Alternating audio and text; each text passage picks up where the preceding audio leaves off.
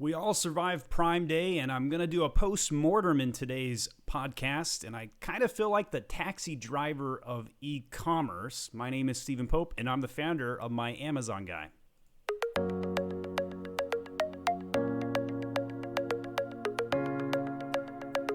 So if you get 100 economists into a room and 100 taxi drivers and ask them, how do you think the economy is doing?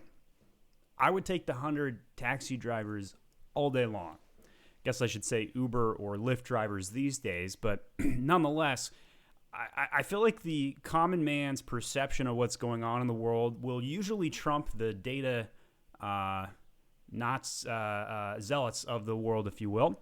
And so with that in mind, I have reviewed many of our accounts, trying to do a Prime Day post-mortem to see if, hey, were sales up? If so, by how much and whatnot.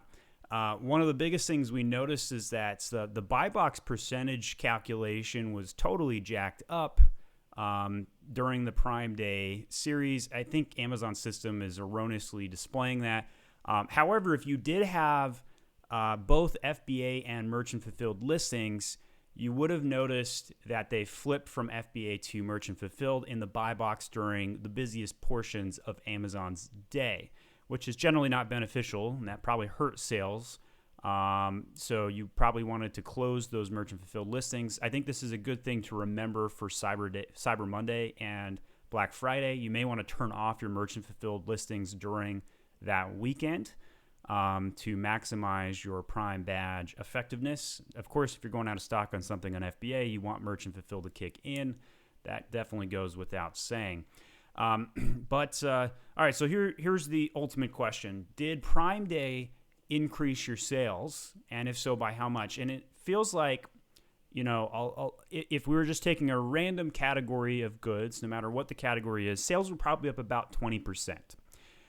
Many categories, though, like outdoor women's goods, we saw 100% lift in. But if you average out, the majority or the median, if you will, I think it's going to come out to be somewhere around 35% lift during the 2-day sprint or Prime Day, Tuesday and Wednesday, October 13th and October 14th. Now, if you were only up 20%, that didn't really make up for the last 2 weeks where everybody was waiting for Prime Day deals and your sales were like down 20%. And so kind of net zero after you calculate all of that, unfortunately. So it's really kind of interesting to kind of look at the trajectories here. Now, obviously, a lot of exceptions may apply. If you ran a big promotion for Prime Day, obviously your sales are going to be like 100% up, right? But I had been advocating for not running a discount this Prime Day, which is weird for a marketer to say that. Generally, the marketer in the room is always like, run a discount, run a sale, let's death spiral our price tag. But in my instance, I took a more futuristic approach, which is kind of why I'm dubbing this the Taxi Driver Podcast, because as a taxi driver in the e-commerce seat, I'm looking at all the factors and I'm saying to myself, man, the supply chain is still in wreck right now, and it's only going to get worse going into the winter. Paris announced it was shutting down this morning. Couldn't buy a dishwasher or a fridge in the last 6 months. They're completely out of stock. Everybody wanted to talk about toilet paper, but let me tell you, that was the wrong conversation. That was the funny conversation, but that's not representative of what the taxi drivers were talking about. Because let me tell you, it is impossible to find certain items right now. My favorite rich man's treat, and I call it rich man's treat because you guys are going to think this is ridiculous, but I like to eat half pops, which is basically half popped popcorn. They're super tasty, and it's kind of like eating corn nuts. And the reason why it's a rich man's treat is because they're kind of expensive, considering I could just go pop some popcorn upstairs, right, and buy some kernels raw. But in any case, those are all just anecdotal examples, but they're quite frankly a taxi driver's representation of the current economic landscape. So when I said don't run a discount for Prime Day this year, I was taking into the following context. I was thinking about how in January when COVID hit in China and we saw it coming and we're like, oh man, this is going to come to the States. We saw all the Chinese manufacturers shut down. Nobody in the U.S. was freaking out at that stage, but I was. I've been on calls with Chinese manufacturers every week for the past 2 years. I understand what's going on over there. Now, business is kind of back to normal business right now in China, but I think it's potentially calm before the storm. And a lot of the logistics is not back to normal. And so like getting things from point A to point B is really difficult right now. You can't air freight anything because nobody's flying, right? So like all the costs are up. So with that in mind, I factored in the fact that you couldn't, demand is higher than supply, right? Economics 101. And I thought, hey, nobody's going to go to the stores this winter. We're going to see more shutdowns come back. Whether you think a lockdown is effective or not is irrelevant. The psyche of the consumer is affected by a pandemic. And some of the things I'm saying are common sense, right? Like people are nodding, like, why is he saying that? But there's some factors to think about. And when you add it all up, I kind of had put my finger in the air and said, hey, first week in December, I think we're going to see massive shortages on Amazon because everybody and their dogs is going to go buy product off Amazon, and they're not going to go to the mall shopping experience this year. Like 2020 is the year that malls officially died. Like we know malls are going under and they've been going under a long time, but this was what catalyst, straw that broke the camel's back, so to speak.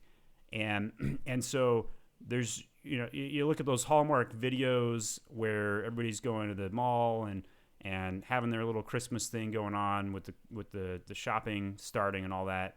And here we are and not going to have any of that this year, or at least most people won't be participating in it. You got to make an appointment to even visit Best Buy, for crying out loud, right? Like, that's not going to work out. So while all of this is factored together and I sense the supply chain woes, and if you haven't bought a year's supply of your stock, which is what I've been advocating for, I think most of you are going to run out of stock by like December 2nd or first week in December, And so because of that, it behooved you to not run a discount for Prime Day because you literally were just giving away your margin. And if you were one of those sellers that was 20% up instead of 100% up and you ran a discount, you basically gave up margin for no reason. So when we go into Black Friday and Cyber Monday, I think I still hold the same opinion. So whatever, if you were up 100% for Prime Day, I would run a discount during Black Friday weekend, or Turkey 5, as the way that Amazon likes to say it. They want to get away from any nomenclature that can be co-opted, so they're going Turkey 5. They've been doing that for a year or two now, at least that I know about. But if you were only 20% up, or maybe even less than 30% up, I probably would not run a discount for here until Christmas. I just wouldn't do it. I think we're going to see some big Christmas rushes. It's going to factor in. I feel like I'm proven correct that you were just going to give away your margin for Prime Day. Exceptions apply. Like I mentioned, if you're up 100%, then I'm wrong about your products. But if you were up 20 to 30%, I was right about your products. And because I'm predicting that massive supply chain woe, and if I'm correct that we have that black swan event, you're just giving away your margin and discounting for no reason. So give this a try on your side. If you want to go with the taxi driver e-commerce landscape, go ask 10 people. Did you buy something for Prime Day? That poll is going to give you a pretty good idea of our current Amazon landscape to post-mortem how things are going with Amazon sales right now. So ultimate question, will Prime Day have kicked off the holiday buying season early this year? And let that sink in for a moment, because if it did, we would be off to a very beneficial Q4 for Amazon sellers, because if the holiday season got kicked off on Tuesday instead of waiting for Black Friday when it typically does, we would have a much more extended holiday buying frenzy. Now, anytime Black Friday is later in the year, it's a shorter holiday buying frenzy, and that is not good for retailers. And that's because the less amount of days between Black Friday and Christmas is less days to shop, less days you see beneficial sales dates. So it would be a good thing if it did kick off early, but I don't think it did. I do not feel like Prime Day can move the needle. Now, Black Friday this year is November 27th, which is quite late in the season. And if we look at, I'm just Googling it right now. So 2019 was November 29th. 2018 was November 23rd. So 2 years in a row of late Black Friday. But 2018, you had one of the longest holiday buying seasons, which again is very beneficial for retailers because there's some psychological barrier that is just broken as soon as Thanksgiving's over. Oh my gosh, I got to buy my Christmas gifts. I don't believe Amazon, despite being half the economy, is powerful enough to overcome that psychological barrier. Now, they did create Prime Day, most made-up holiday of the last decade, and they put a Christmas buying shopping day in the middle of July, which was the weakest month of the year, which is why they did it. Very smart marketing ploy and plan on their part. But I do not think that they are going to pull this one off in 2020. So between now and Prime Day, I am expecting sales to be better than last year, but I'm not expecting to see buying frenzy levels that post Black Friday would occur. So I have a positive sentiment. I think we're going to see stockouts because everybody's going to buy your stuff. Make that very clear, which is why you shouldn't discount, give away your margin because you're going to stock out. I'm confident. So even if there's a late buying season this year, you're going to see great sales this year. They just may come after Black Friday. And between now and then, what you should do as a seller is prepare for that. Kick off your, make sure you've got holiday advertising in place by Black Friday. Make sure that your keywords are matriculated and ranked appropriately. Maybe you should spend a little higher ACoS on some of your key things going into that buying frenzy. So that way you've got some organic positioning to jockey ahead of your competition. So let's talk Amazon news now. I believe that 9/25, September 25th, was an algorithm update on Amazon. So you may have seen a couple of other videos I've put out about this, and I'm trying to still understand it fully, and I've been trying to contact other resources on this question. But so far, no official word from Amazon, whether they had an official algorithm update, but we saw massive keyword ranking shifts on 9/25. And because there's no public word, it's really speculation. But I think that because of the 9/25, and I firmly believe there was an algorithm update because majority of people lost keyword rankings on that day when they had mature accounts. And I think it's potentially could be because Amazon's trying to dethrone some of the past product to make room for new product or new sellers.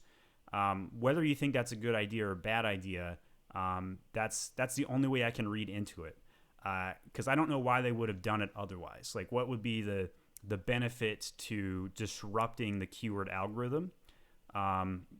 Amazon wants to make more money. So I don't know how this makes them more money, if it allows other people to get some organic rankings, or if they're just trying to get everybody to rely upon PPC.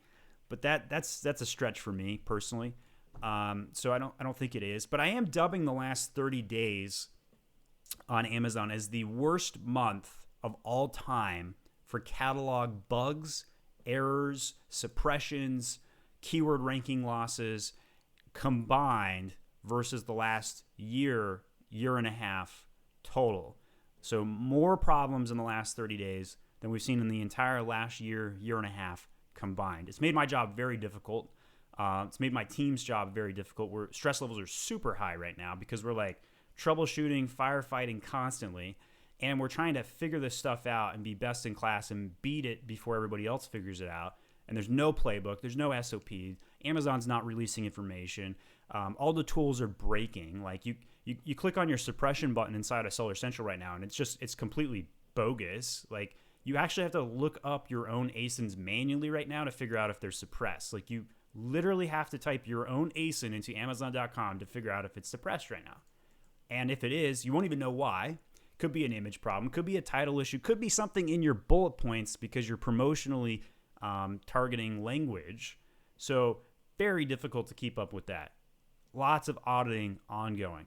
Highly recommend you get Helium 10 installed so that you can do listing alerts in case something changes on your listing.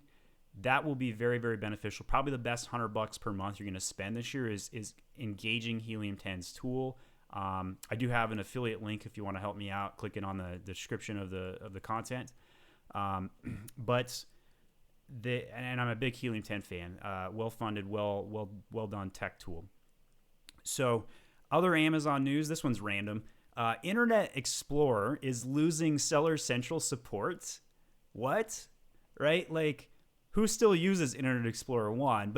But for real, this could be the thing that actually does finally kill Internet Explorer, because if they're going to stop the support on the Seller Central side, maybe they'll stop the support on the buyer side next. And that's half the economy for e-commerce. So who knows? But if you're using Internet Explorer today and you're trying to be an Amazon seller,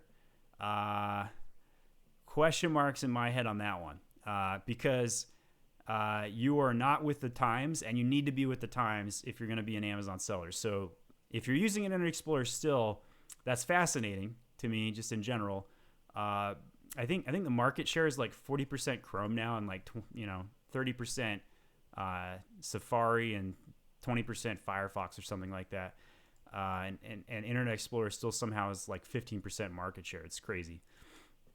And then they have Edge, and they keep trying to rebrand their browser, but who knows? So I'll move on from that. All right, so I'm gonna make another weird statement. So I feel like there's a lot of products that are not going to go out of stock this year, and it's face masks and toilet paper and hand sanitizer. I think for the next 2 years we will not see one of those three products go out of stock, and here's why. Face masks are the fidget spinners of 2020.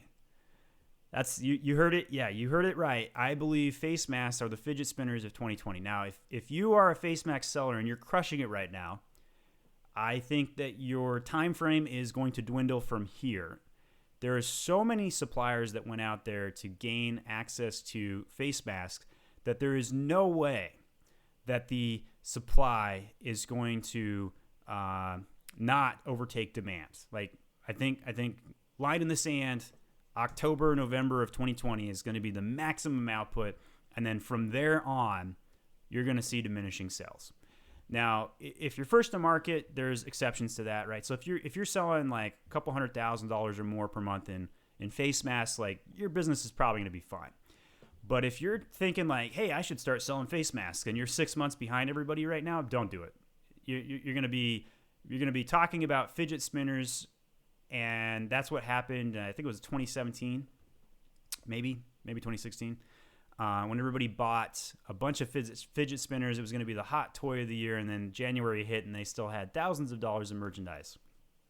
Now, obviously, if they come out with a cure or a vaccine, then all bets are off as well. So very, very shaky ground to be on. So I'd be very careful with face masks right now in general.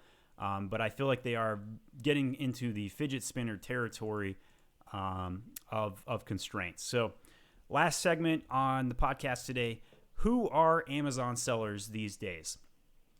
Well, you can't exactly go on LinkedIn right now and see it clearly. So like 50% of Amazon accounts are side hustles, right? So you could be selling out of your house, your basement, your garage, while having a full-time job doing your own career thing, and be an Amazon seller selling $1 million a year, and nobody would know because you don't tell them, nor do you have to.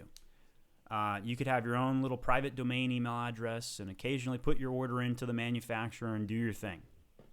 So why does this matter? It's because as Amazon grows, I'm thinking about the cultural aspect of what the makeup of the economy is increasingly becoming, right? So like all the mom and pop shops that had physical retail stores are going out of business. Walmart killed them a couple decades ago, and then Amazon killed them again, right? So like they're toast, but they exist in a new format. It's a new generation of mom and pop sellers. Usually, I'd say the 30 and 40-year-olds are the ones crushing it right now, demographically speaking. 50-year-olds, 60-year-olds, 70-year-olds, they can't keep up with the tech as well. And I know some of my listeners are in that age demographic. No offense meant, I speak truth. So I do a lot of coaching calls with older demographics that struggle with some of the tech. And it's going to be harder for you to keep up. The tech is not going to slow down. In fact, it's going to speed up. So just keep that in mind with the maturity of necessity to have expertise in-house. It's actually going to cushion my ability or my company rather. We're going to become more needed because a lot of the money may be possessed by older generations, but the capacity to execute is going to pass the baton off, so to speak. And I feel like that's what we're seeing right now. The larger the business gets, the more public they're going to be with their persona, if you will. So maybe they'll start putting on their LinkedIn tags, or maybe the ownership aspect of, hey, I own this business is a little bit more public, right? So if we were going to compare to the 1950s and 60s, and I'm no expert on that, this is pure conjecture for the purposes of metaphor, if you will. But you might know the guy that owns the shop down in the community back in those decades, and today you're buying from who knows where, shipping from who knows where to get to your house from who knows where, right? So there is a separation between the buyer and the seller now that never existed before, and there's some impact to that. So there's side hustlers who make up a very large bulk of accounts, not necessarily bulk of sales, but bulk of accounts. Then there's manufacturers that are increasingly going direct to consumer. And asterisk here, China manufacturers are trying to go direct to consumer. I think that's the biggest threat to most sellers right now, especially if you're in cutthroat categories, lookalike products, supplements. Very, very difficult to keep up with their aggressive tactics. They'll just report your item for whatever. Try and get it taken down. Very, very difficult. It's also, manufacturers are also part of that older demographic typically that I was talking about, where they're sluggish to adopt the necessary agile things to succeed in the Amazon world. Wholesalers are also starting to take ownership of their own retail shops, increasingly so, but often are better off staying as wholesalers because you have 4 retailers buying your product, and that's 4 times the amount of sales you would normally get, at least in the 90-day spectrum, right? So obviously, if you're thinking long-term, you would make more money as a wholesaler going to retail yourself, but you have a lot more work, whereas you can float the books for 90 days, selling 4 times as much product. So it's very difficult to get a wholesale company or leadership to buy into the fact going direct to consumer makes sense because of those 2 financial factors. So that's my podcast today. Did a postmortem on Amazon. I think 35% lift on average. I feel like the taxi driver of e-commerce. Talked about some Amazon news and who I think Amazon seller makeup is and why that matters. So today, if you want one action item to leave today's podcast, that is go to Amazon.com and manually search your own ASIN to make sure it's not suppressed. Best advice I'll give you today. My name is Stephen Pope. I'm the founder of My Amazon Guy. Hit that subscribe button so you can learn how to grow your traffic and your conversion rates as you grow your Amazon sales. Thanks so much.